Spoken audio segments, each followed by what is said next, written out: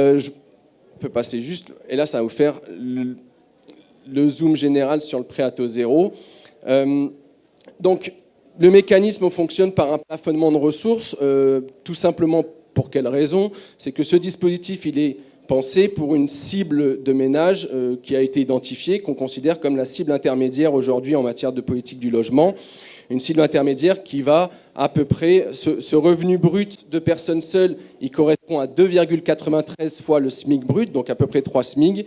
Et la dernière étape, la famille la plus nombreuse, on est quasiment à 5 SMIC, on est à 4,93. Et ce plafond de ressources vous permet d'avoir une capacité d'emprunt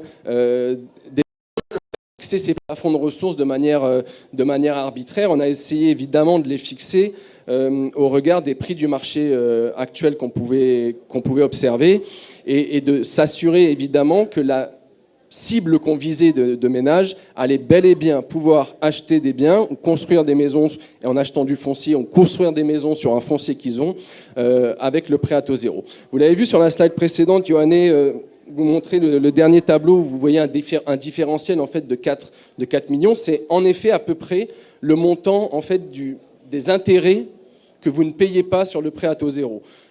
Votre prêt à taux zéro, il est d'une part forcément accompagné par un prêt immobilier classique.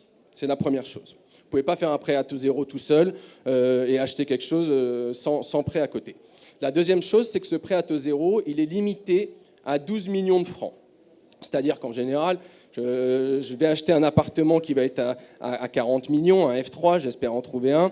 Et donc, je vais avoir 12 millions de prêts à taux zéro et je vais avoir 28 millions de prêts immobiliers classiques. Sur ces 28 millions, je vais devoir rembourser le capital et les intérêts de ce prêt. Sur les 12 millions du prêt à taux zéro, je ne vais rembourser que le capital. Une autre chose, un dernier exemple, si en revanche, vous faites une opération qui est inférieure à 24 millions, j'achète ou je construis un faré au péage commercial sur un foncier que j'ai chez moi et ça me coûte 20 millions, votre prêt à taux zéro ne sera pas à 12 millions, il sera à 50-50, il sera à 10 millions. 10 millions de prêt à taux zéro, 10 millions du prêt bancaire classique. Ça vous donne, vous, là, une idée à peu près, mais je pense que pour la plupart, si vous êtes assis ici, vous avez déjà fait des estimations chez vous de votre capacité d'emprunt au regard de ce dispositif. Et voilà. Et évidemment, de manière tout à fait logique, plus on est nombreux dans le ménage, plus le plafond de ressources est élevé pour prendre en compte le couple ou les plusieurs personnes qui travaillent dans le ménage et puis également le coût de la vie d'un ménage avec un enfant, avec un deuxième enfant, avec une personne âgée, etc. etc. On peut aller sur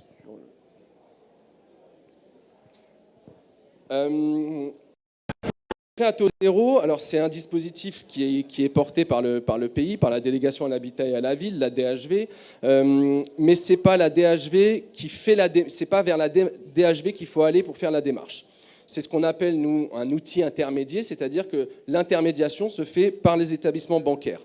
Donc c'est auprès de votre établissement bancaire que vous vous rapprochez, qui vous informeront le mieux possible. On peut vous informer également, hein, évidemment, sans problème, mais c'est auprès de la banque que vous faites votre dossier, et c'est la banque ensuite qui nous envoie les différents éléments, les différents justificatifs, et on travaille ensuite avec la banque. Mais vous, votre interlocuteur unique en matière de prêt à taux zéro, c'est votre établissement bancaire.